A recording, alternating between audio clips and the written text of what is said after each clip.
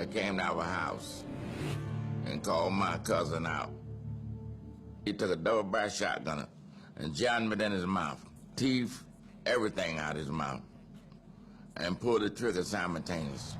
From that day on, I've been kind of like, hey, you know what? Anybody can die for no reason. So that's where I started. Loud in all of my Dutches. I come from that backside, walking on them like crutches. Yeah, I come from uptown. Niggas know that I got it. Niggas know we mobbing, talking money, it ain't no problem. Yeah, 15 I got strapped up, 18 I had 8 balls, 21 lost my mom, dog. Look at the world like fuck y'all. I ain't got no worries. I ain't got no worries. I got too much goons. They come in a hurry.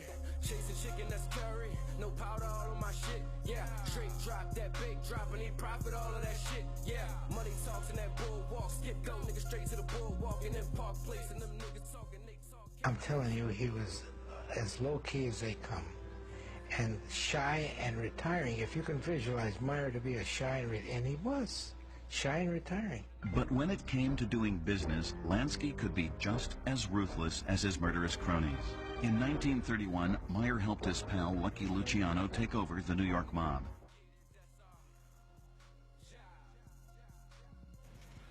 They say I violate the prohibition law.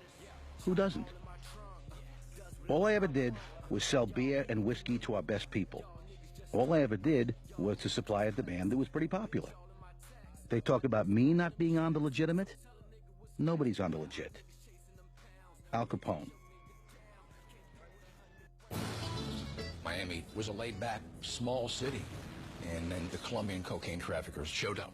We were all surprised that a female, a godmother, was responsible for this much violence, could be this evil. Griselda Blanco is willing to do anything, no matter how brutal, to keep her power. She was ruthless about that. If you owed her money and you didn't pay her, she would kill you? We have to understand how these people think. You have been accused of being a Nazi. Is that a crime? He's ruthless, very violent, and very vicious. Frightened Colombian officials are starting to compare Medellin to the American Wild West. George Young made a deal with the devil, and that devil is Carlos Later. Community that has the availability of cocaine, heroin, methamphetamine, dangerous drugs, designer drugs, you can directly or indirectly connect it to Chapo.